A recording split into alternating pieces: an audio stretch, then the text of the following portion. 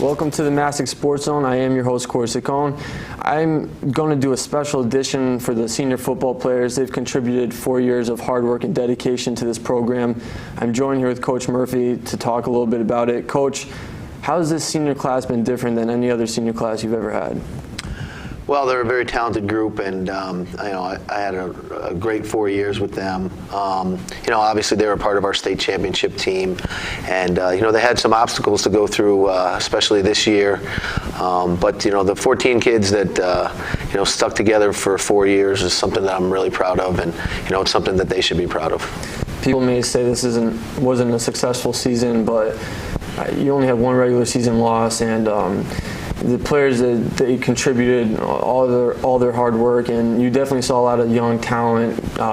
For example, Colin and Casey and Thomas Malone, who's a freshman, and it just shows that this program has been expanding. And every time there's going to be a senior class, they prove that they could play. And Coach, you teach them the right discipline for football and everything, and they have the privilege to have you as a coach, and that's a great thing to have. And we want to thank you for joining us this year for all the football episodes, and I haven't worked with a better coach in my life, and I appreciate you letting me do this, because this is what I want to do for my career too. So just like the players, I want to thank you. You're a legendary coach in my eyes, and you're well respected around the town and state and who knows nation.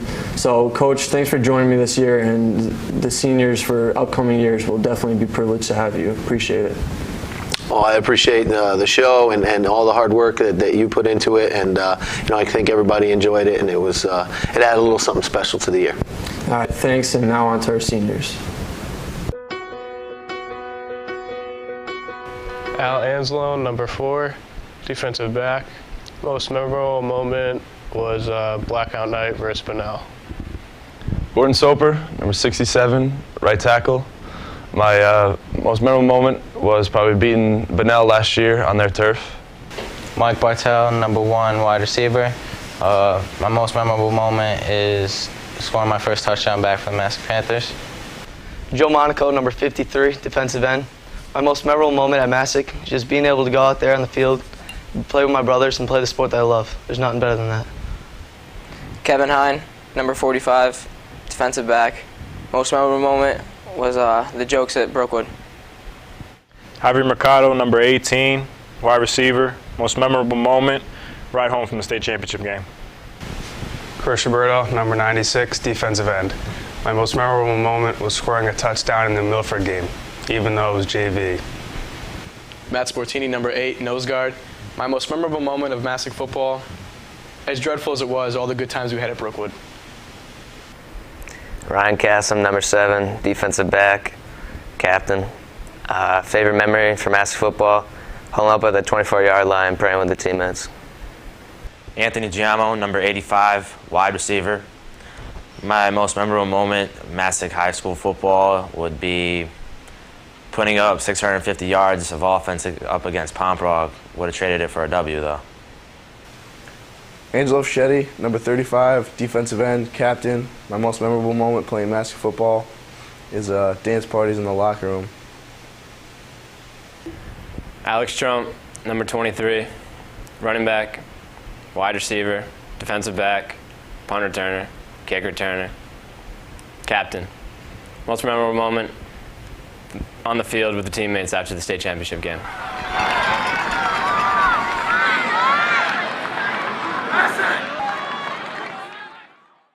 You have heard from Coach Murphy and the senior football players.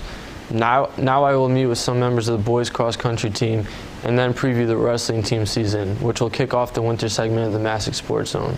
I'm joined with members of the boys cross country team, Coach McDonald, senior captains Matt Sabrizi, and senior captain Dave Bartlett. The boys finished with a 3-10 record, and they ran well in the SWCs. Coach, you were an assistant for a few years. Now you're the head coach. What's the difference between a head coach and an assistant coach?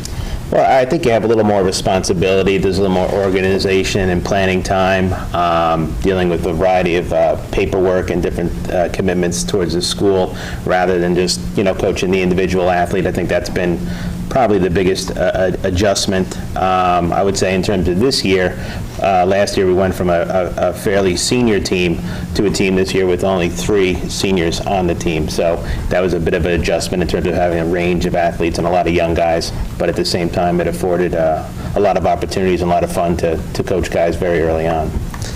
Matt, Dave, how was the team chemistry with such a young team like you guys had this year? Matt?